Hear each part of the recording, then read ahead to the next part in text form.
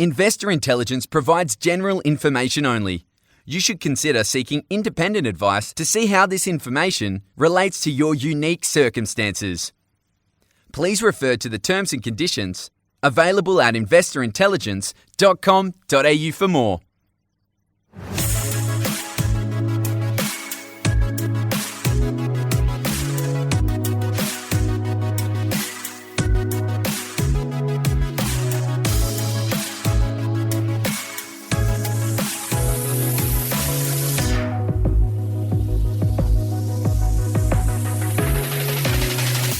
Hello and welcome to this week's episode of Investor Intelligence, brought to you by the team at the Property Mentors. It's your weekly podcast for all things investment and hosted by me, Phoebe Sikowski-Wallace.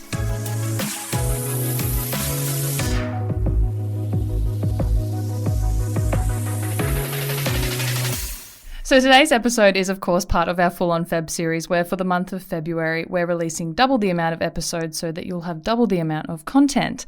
And joining me today and back again, is our Director of Property Management, Renee Whitehouse. Thank you for joining me today, Renee. Hi, Phoebe. Thanks for having me again. Of course, anytime. So, Renee, a few years ago, the Victorian government made changes to the Residential Tenancy Act. It's now been a few years, of course, since these changes have been in full effect, correct? Correct, yes. Yeah. They came in on the 29th of March in 2021. Yeah, okay. So today I kind of wanted to explore those key changes and what they mean for both rental providers and renters. So can you walk us through some of the most significant changes that were made to the tenancy laws and maybe why they were implemented? Sure. So there was 132 reforms that came into play. But as a bit of an overview, there were some minimum standards that residential rental providers have to adhere to bring their properties up to that specific minimum standard. So some of those included locks on doors, so having a deadlock on both a front door and a back door if there was a back door in the property. Right. Rubbish bins, standard rubbish bins, vermin-proof rubbish bins. Toilets, so toilets had to be functioning and in good working order. Oh, that's nice. Go figure, yes. With bathrooms, there needed to be adequate hot water. Okay. So a 3-star minimum rating. Right. For water efficiency.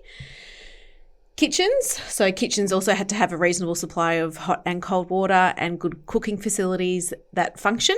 Right. In a laundry, there now has to be a hot and cold water function. Structural soundness, making sure that the property is weatherproof. These weren't things before 2021? These weren't I think a lot of landlords let some things slide, but some of the things weren't requirements, no. Wow, okay, interesting.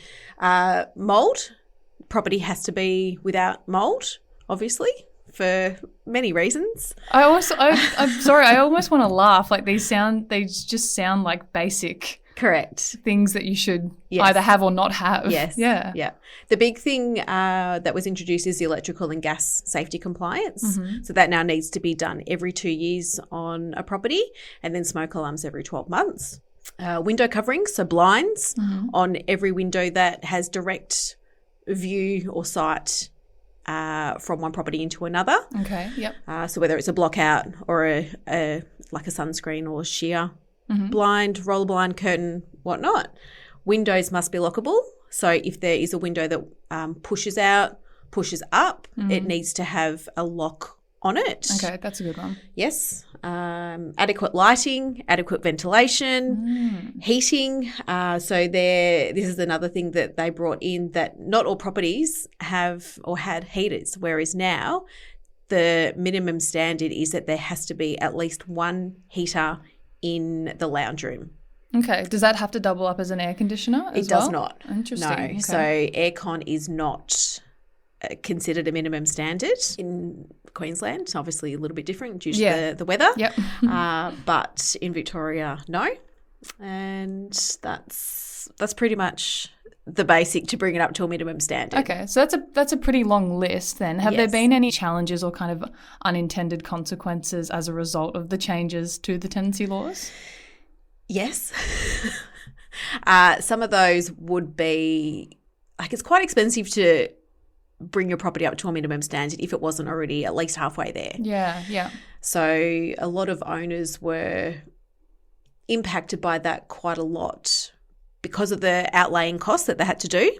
Trades availability as well to get all that underway. I can imagine that coming into full swing, having to do all of that at the same time would have affected rental providers quite urgently. Yeah. It would have.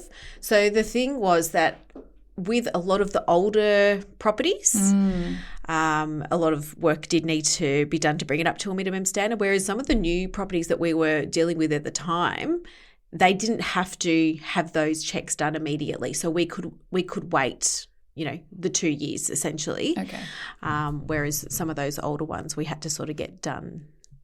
Yeah, there was probably more work there. Pretty quick, Bit smart. of catch up there. Exactly. So COVID also didn't help because we were limited to doing certain inspections. Right. So if a property manager wasn't overly familiar with a property and what was there and what wasn't, it was sort of relying on what the tenant was advising and what the owner was advising too. But when that sort of stopped and we were able to go back and do inspections, we were able to get a better understanding, I guess, of what the property needed, and then we could advise the clients, hey, you need to do this, this and this to bring it up to the standard. It was a lot of work in that sense at the time. So you've touched on how it's kind of affected renters and rental providers. How have property managers been affected by those changes? It's really interesting. So I am part of a property management forum on Facebook. There's 14 or 15,000 property managers across Australia on there. Predominantly, a lot of them are based in Victoria, and it is really shocking to me that some property managers do not know what some of these standards are, what they have to do and what they have to advise of their clients. Okay. So that aside, for me as a property manager, it was a lot of work initially to advise all of our clients what the changes were and how we were going to help them achieve whatever needed to be done for the property to bring it up to a standard. And then at the same time, especially with some of those older properties, you would maybe get a little bit of pushback from clients who weren't willing to spend the money that needed to be done. Right. So, and I've heard of other colleagues that I used to work with that they have had to terminate the management of that particular owner of those properties because they weren't willing to do those things like put a heater in, for example, or get the gas and electrical safety checks done. So it's really hard in that sense. It's not something that we're implementing as an agency. It's something that the government's implemented. Right. So we were just the middleman in trying to advise them of what they needed to do and try and assist them along the way. Okay. So that pushback, and it sounds like a lot more work just to have to navigate people as someone who knows and is across the board with all of that information. Yes. That pushback and that extra work is what it has affected property managers. Exactly. Then. Yeah. Yes. Okay. Yeah. A bit more of a workload. In your opinion, what are some of the most important changes that renters and rental providers should be aware of then when they're entering either a new agreement or they're renewing their current agreement? Yes. Okay. One of the things that came out is that when you sign a new lease agreement, whether it be now a brand new lease when you're moving into a brand new property or if you're renewing your lease, one of the things that an owner must complete and be included in the lease is called a disclosure statement. Okay. So the disclosure statement is, I think it's about 10 or 12 questions that the owner has to answer honestly and to the best of their knowledge about the property. So some of those questions are, has the gas and electrical safety been done? Has there been any mould in the property that you're aware of? Has there been a death in the property that you're aware of? Has there been any drugs being cooked in the property that you're aware of? Do you have any intention to sell the property that you're aware of within the next 12 months, 2 years?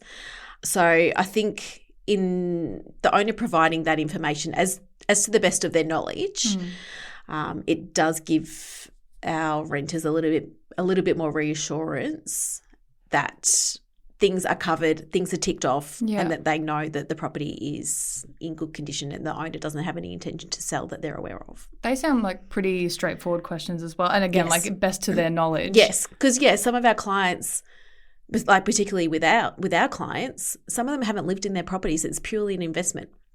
So they might not know. They might not have even seen the property. So they're relying on us as property managers to help assist them with those questions, even though they have to fill the paperwork out and sign it themselves.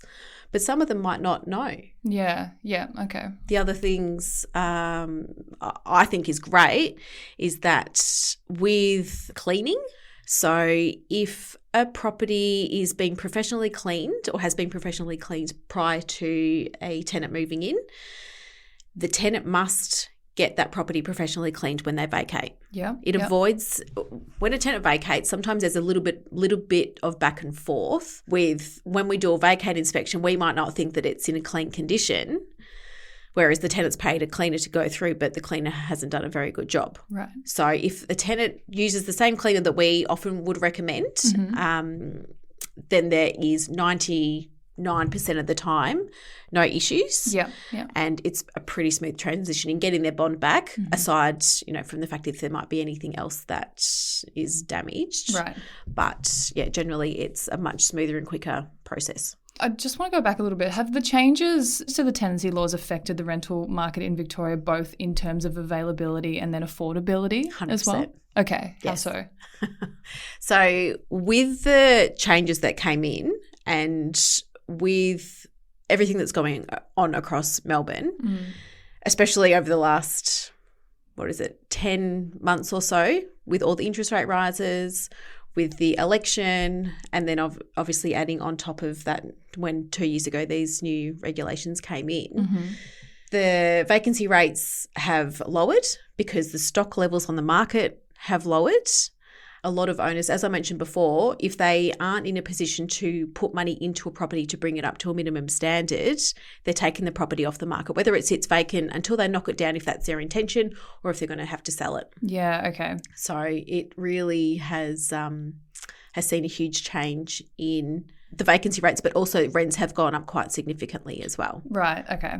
Yeah, it sounded like what you were talking about before, like the pushback that people were having if they didn't want to spend the money to get their investment properties up to scratch. Yeah. That it would have some kind of flow-on effect of them either, selling it off. Or, exactly. Yeah, okay. Yeah.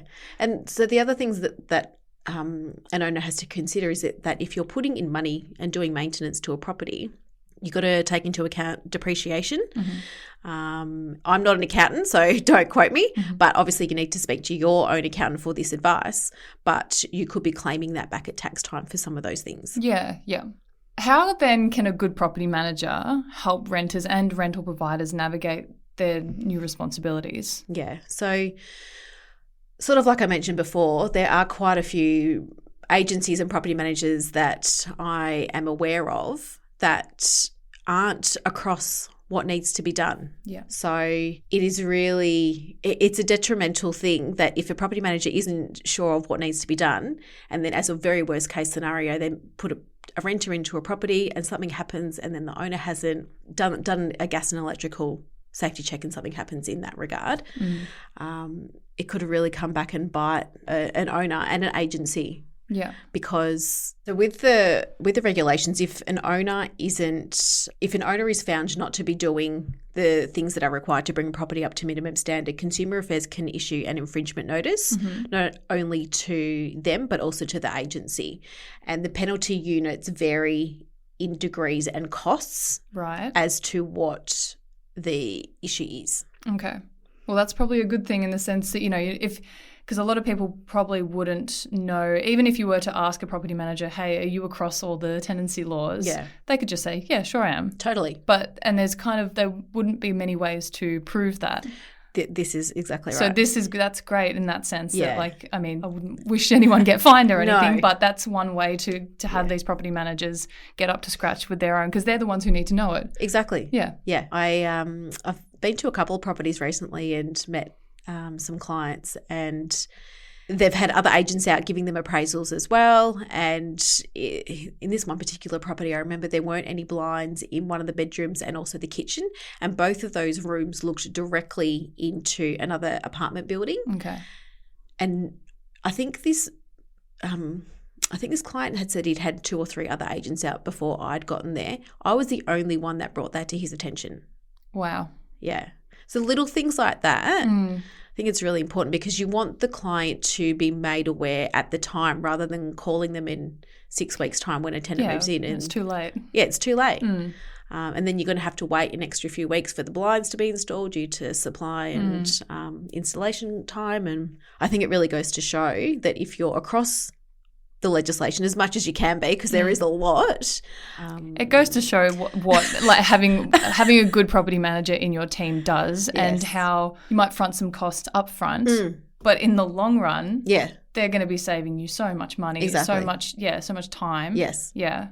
So, okay, Renee, to wrap up, what can we expect to see in the future regarding the rental market in Victoria in light of the changes to these tenancy laws? Yeah, so I don't have a crystal ball in regards to your question. I think that now we're nearly 2 years in, a lot of people are aware of what needs to be done, especially with our clients. We make them aware of this all the time. And I feel that because a lot of people are already aware of what's going on, what I would like to think is that because we do have such a low vacancy rate in stock on the market at the moment for tenants to rent, that we would see a lot of new investors coming in to the market or properties coming onto the market that have been done up to bring them up to the minimum standards. Yeah, okay. Just to try and help all of these people that are looking for properties. Rents will still continue to rise. And the vacancy rate will probably stay the same for a little bit longer. Okay. Yeah. Do you have any final advice on it, like anything we've spoken about today? Listen to your property manager, and if they're advising you to do something that is in regards to the legislation and the minimum standards, take their advice. Yeah. No, thank you for walking us through that, because again, every time I talk to you, you see why it's important to have someone in your team who's always across this information, because as you said, it is a lot of information and not a lot of people have time to wrap their head around it. But thank you for talking to me today. You're welcome. Thanks for having me.